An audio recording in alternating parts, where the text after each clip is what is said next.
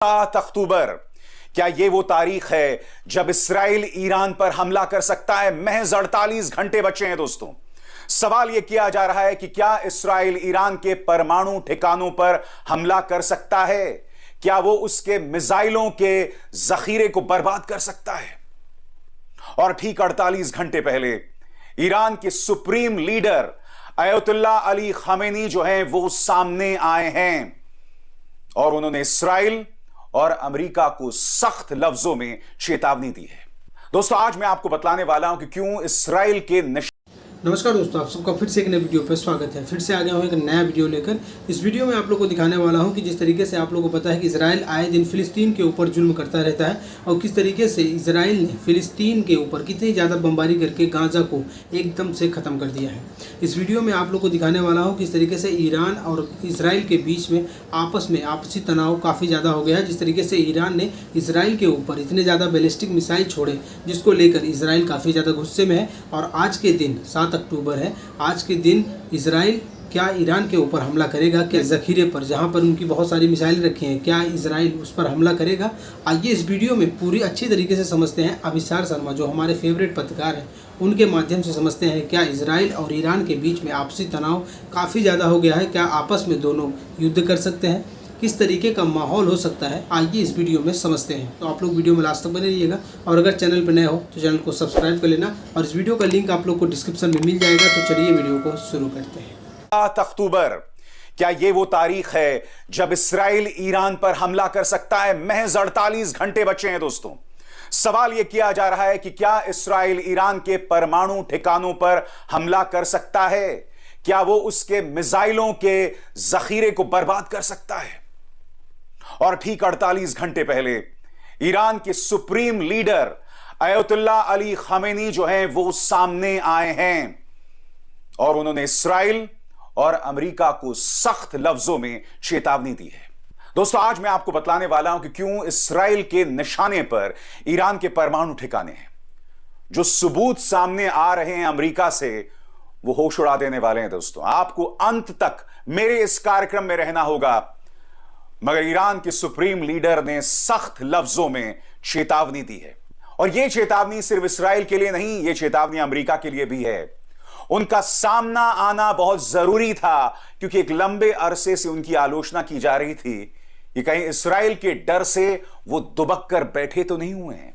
मगर फिर ईरान के सुप्रीम लीडर सामने आते हैं और देश की जनता के सामने, दुनिया के सामने यह बयान देते हैं।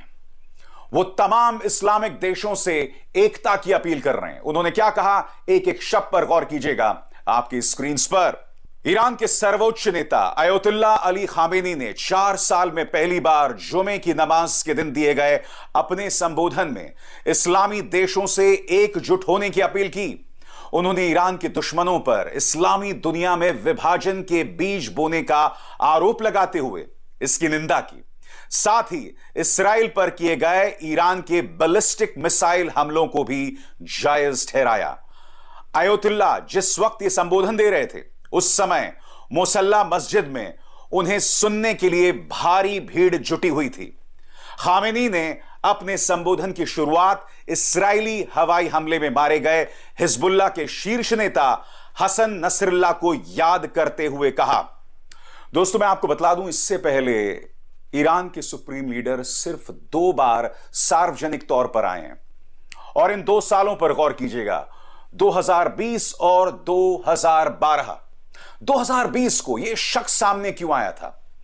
2020 को मैं आपको बतलाना चाहूंगा दोस्तों, अमेरिका ने ईरान रेवोल्यूशनरी गार्ड कोर के जनरल कासिम सुलेमानी की हत्या कर दी थी और तब इन्हें सामने आना पड़ा था और संबोधन किया था। और उससे पहले 2012 को उन्हें संबोधन देना पड़ा था। उनकी आलोचना की जा रही थी कि एक के बाद एक 3 लोग मारे गए जो ईरान के करीबी थे।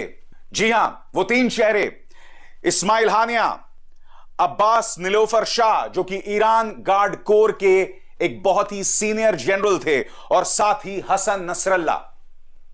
पहली बार ईरान के सुप्रीम लीडर सामने आए हैं और उसकी एक वजह भी थी दोस्तों। वो वजह क्या थी? अंतर्राष्ट्रीय जानकार इस बात को बखूबी समझा रहे हैं। दरअसल खामेनी ने सार्वजनिक मंच पर आकर उन खबरों को खारिज करने की कोशिश की है जिसमें कहा जा रहा था कि हमास नेता इस्माइल हानिया और फिर हिजबुल्लाह के शीर्ष नेता हसन नसरल्लाह के मारे जाने से उन्हें अपनी हत्या का डर सता रहा है। यह कार्यक्रम एकजुटता दिखाने की भी कोशिश कही जा सकती है। इस दौरान ईरान के नए राष्ट्रपति मसूद पेजेश्कियान और सरकार के सभी बड़े चेहरे भी मस्जिद में मौजूद थे। पेजेश्कियान ने हाल ही में कहा था कि ईरान और इस्राएल को कहीं ना कहीं अपनी दुश्मनी को खत्म करना पड़ेगा और इस बयान की वजह से उनकी खासी आलोचना हुई थी। ईरान के अंदर जो कट्टरपंथी तबका था वो लगातार कह रहा था कि कायरतापूर्ण बयान है। आखिर नए राष्ट्रपति ने बयान क्यों दिया? मैं साथ ही आपको यह बतलाना चाहता हूं कि जुमे की नमाज में ईरान के सुप्रीम लीडर ने और क्या क्या कहा। खामेनी ने अपने संबोधन में कहा कि हमारी सेना का यह शानदार काम पूरी तरह से कानूनी तौर पर वैध और वाजिब है। उन्होंने कहा कि हमारे सशस्त्र बलों ने जो किया वो हड़पने की नीति रखने वाले ज़ायनिस्ट शासन को चौंका देने वाले अपराधों के लिए कम से कम सजा थी। उन्होंने कहा कि इस संबंध में ईरान अपना कर्तव्य पूरी तरह निभाएगा, वो काम पूरी ताकत और धैर्य के साथ पूरा करेगा। बड़ी बात, ईरान का जो परमाणु जखीरा है उसका मुख्य निशाना इस्राएल है, यानी कि उसने अपना परमाणु जखीरा पाकिस्तान की मदद से इसलिए बनाया ताकि जरूरत पड़ने पर इसका इस्तेमाल इस्राएल के खिलाफ किया जाए। क्यों? क्योंकि इस्राएल का वजूद ईरान उस वजूद के खिलाफ है। आपकी स्क्रीन पर इस बात को सरल भाषा में समझाते हुए, असल में ईरान इस्राएल के अस्तित्व को ही स्वीकार नहीं करता। ईरान की सैन्य नीति में इस्राएल केंद्र में रहता है। दूसरी तरफ इस्राएल ईरान को अपने अस्तित्व के लिए खतरा मानता है और वो सालों से उसके खिलाफ गुप्त अभियान चलाता आया है। दोस्तों, कार्यक्रम की शुरुआत में मैंने आपसे कहा, इस बरसी पर इस्राएल जो है ईरान पर हमला बोल सकता है। अमेरिकी अधिकारी लगातार इस्राएल के साथ संपर्क में हैं और उनसे सवाल पूछा जा रहा है कि अगर आप ईरान पर हमला करते हैं तो क्या आप उनके परमाणु जखीरे पर हमला कर सकते हैं? दोस्तों, CNN की यह खबर बहुत अहम है।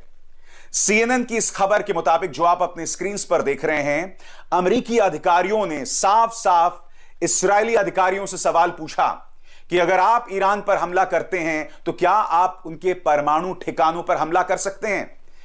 इस सवाल का कोई जवाब इस्राएल ने नहीं दिया है।